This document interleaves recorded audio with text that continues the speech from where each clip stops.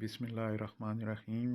السلام علیکم جی ویور، آج یوم الثلاثاء 2 اگست 2022 کی خبروں کے ساتھ خبر ٹی وی کی پہلی خبر۔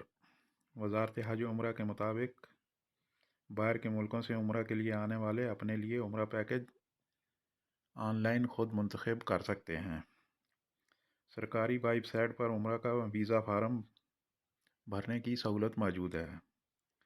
رجسٹر ای پلیٹ فارم کے ذریعے باہر کے ملکوں سے آنے والے عمرہ زائرین عمرے کے لیے مناسب پیکج کے ساتھ ساتھ آنے جانے کا ٹکٹ، رہائش، انشورنس، ٹرانسپورٹ وغیرہ سب کچھ آن لائن حاصل کر سکتے ہیں، اور اتمرنا ایپ کے ذریعے مدینہ منورہ میں مسجد نبی کی زیارت کے لیے ٹائم بک کر سکتے ہیں۔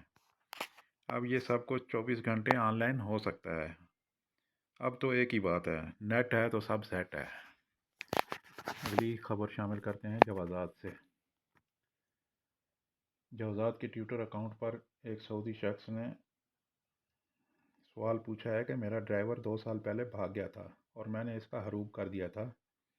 اب وہ واپس آنا چاہتا ہے میرے پاس، تو کیا میں اس کا ہروب کینسل کر سکتا ہوں؟ تو جوازات نے جواب دیتے ہوئے کہا کہ اب ایسا ممکن نہیں۔ کوئی بھی شخص جس نے اپنے کسی بھی گھریلو ملازم کا ہروب کیا ہو، 15 دن کے اندر اندر اسے کینسل کرانے کا اختیار رکھتا ہے۔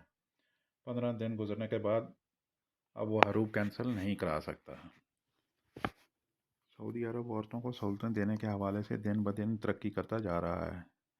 اس سلسلے میں جیزان میں لڑکیوں کے فٹ بال کلب کے بعد اب گھوڑ سواری کی ٹریننگ کے لیے پہلے لیڈیز کلب کا افتتاح کر دیا گیا ہے۔ یہاں کے مقامی لوگوں نے اس پر خوشی کا اظہار کرتے ہوئے کہا ہے کہ گھوڑ سواری سے عورتوں کی جسمانی اور ذہنی صحت بہت بہتر ہوگی۔ اب اپڈیٹ شامل کرتے ہیں متحدہ عرب امارات کی۔ یو اے ای میں بارشوں کے دوران سیلابی صورتحال کی وجہ سے جو 7 افراد کی لاشیں ملی تھیں، ان کی شناخت ہو گئی ہے۔ ان 7 مرنے والوں میں سے 5 کا تعلق پاکستان سے ہے اور 2 کا تعلق فلپائن سے ہے۔ پاکستانی سفارتخانے نے اس بات کی تصدیق کر دی ہے کہ 5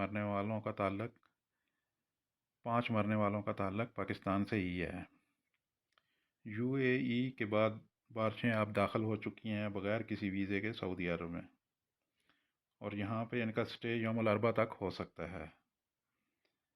پہلے 2 دنوں میں مختلف شہروں میں بارشوں کا رنگ آپ بھی دیکھیے۔